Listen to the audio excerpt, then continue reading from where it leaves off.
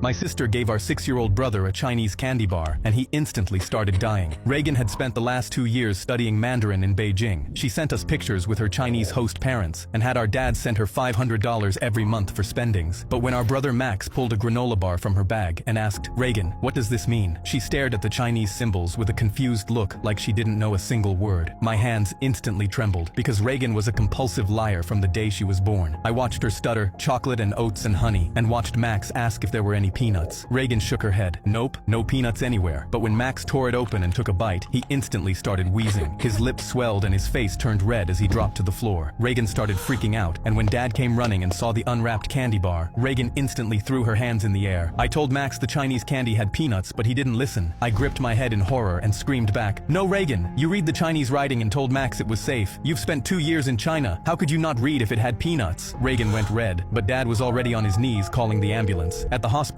Dad gripped Max's hand while I stood over Reagan in the corner. "Why didn't you tell Max the candy had peanuts?" That's when she broke down and started crying. I never went to Beijing. I spent the last 2 years in Bulgaria with my sugar daddy. I told Max there were no peanuts, so you'd think I learned Chinese and never know where I really was. I gripped my head as I realized she'd risked our brother's life to keep up her lie. Suddenly, Dad's phone dinged. A $25,000 wire transfer from Bulgaria. Reagan looked up through tears. "My sugar daddy says sorry.